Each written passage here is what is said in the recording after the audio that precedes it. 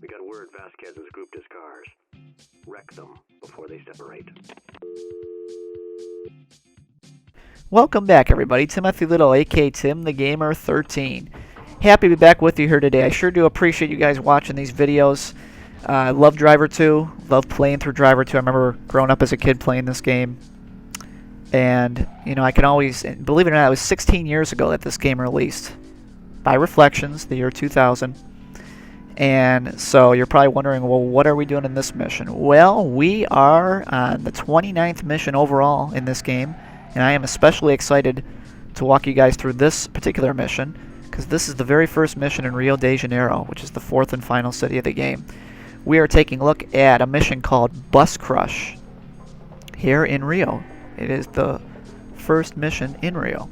And so what is the objective here? Well, Tanner is continuing to disrupt Kane's rival, Vasquez. Continuing to disrupt Vasquez's operations. And this has kind of turned it into a big international thing here as Tanner tries to put out the international gang war fire that's going on here, that's spread from the United States. And like as you can see, we're all the way in Rio now.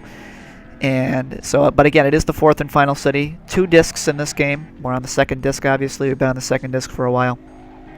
Chicago and Havana are on the first disc. Las Vegas and Rio are on disc 2. So this mission, again, I guess my first piece of advice, and probably my biggest piece of advice in beating any of these missions in Rio, would be get a feel for the map. You notice I really didn't say that about the other cities because I thought the other cities were pretty straightforward. I certainly thought that the roads in Las Vegas were, in terms of difficulty, easy to maybe somewhat medium. But I gotta be honest with you, I thought driving around Chicago was more difficult, you know, and especially when we were driving around the north side, Wrigley Field, you know, Chinatown, you know, near downtown, which is where Tanner lives. He lived near Water Tower Place in that city. So I thought that was a little more challenging than even Las Vegas. So I think Las Vegas is actually, in terms of, you know, kind of getting a feel for the map, I thought that was, the streets were a lot more easier to drive down and to just, you know, to navigate better. Havana was challenging, and this, you know, it's interesting looking back on the other missions you've done up to this point that you would have had to done in order to get here. Havana was challenging. Havana had a lot of wavy turns, a lot of twists and turns on its roads. The roads are also very narrow in Havana. You know, and so, again, it would be wise. I really think there's more, personally, I think these roads are even more challenging than Havana. So my point is, drive through this city and take a ride and get a feel for it before you even attempt to beat these missions, because otherwise you're just going to really be frustrated. I mean, it's that this game can get pretty frustrating sometimes, and if you don't know the roads, you do not have a chance. You do not stand a chance. So again, especially with, like I say, especially just the way the roads are laid out in this particular city. So anyway, having said all that, driving over to actually get the bus, which is what you're going to use to crush these vehicles, should not be all that challenging. You notice I've been in the bus for quite some time now. That's not the challenging part. The challenging part will actually be driving to the place where Vasquez has all these cars, basically aka his giant parking lot. And it's especially challenging because not only are we on this really, really narrow as hell road, but the traffic flow is flowing against the way we're going. Not helping the cause exactly when you're driving against a bunch of oncoming traffic. Now, if it's any consolation, I mean, your vehicle is large enough to just plow through all these bastards. But you know, again, it's kind of a pain in the ass to have to do this part of the mission. And there's no real easy way around this. I mean, you'd have to go out of your way to come all the way back to this road, because again, as you notice on the map here, there's really only one way to get here quickly without wasting too much time. So, but fortunately, we're almost there. Got about 220 left on, yeah, exactly 220 left on the timer right now. And so once you actually drive here, you can see each of Vasquez's vehicles that you're supposed to wreck are denoted by a red arrow, which is not really, shouldn't be unfamiliar. I mean, that red arrow you've seen in several different other missions in the game. That red arrow's been in the original Driver game as well, the first one. So, you know, they kind of clearly, they really do clearly indicate what you're supposed to do here. Okay, and so you're going to destroy them, and now another tricky part, you have to actually get back to the lockup.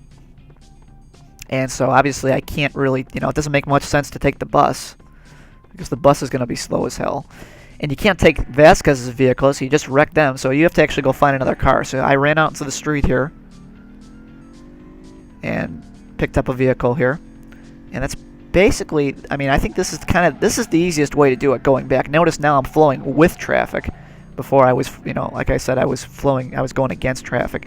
So going back to the lockup shouldn't be anything too challenging, I don't think. I really feel the most challenging part of the mission is over here.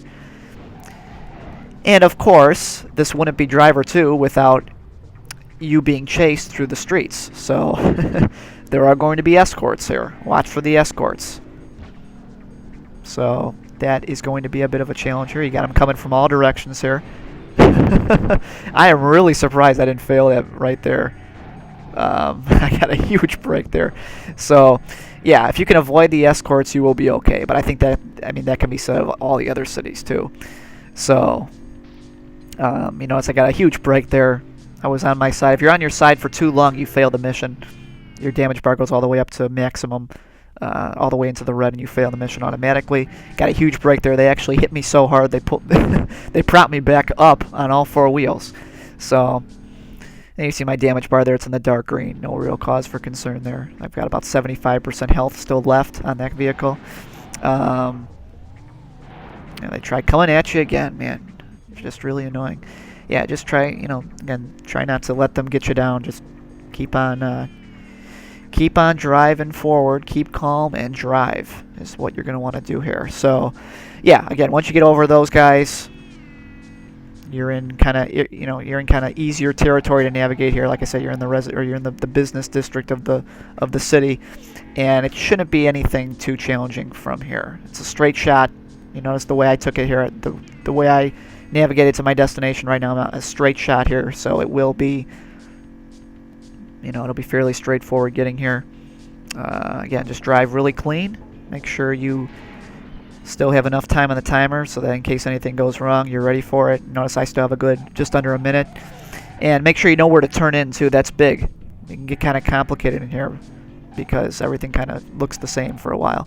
So there you go, guys. So that's that mission. Kind of a lengthy mission starting out, but again, once you kind of just figure out the map and have the roads nailed down, you should have no problem beating Bus Crush. So that will be my official walkthrough of Bus Crush, guys. Stay tuned for more walkthroughs of Rio de Janeiro missions.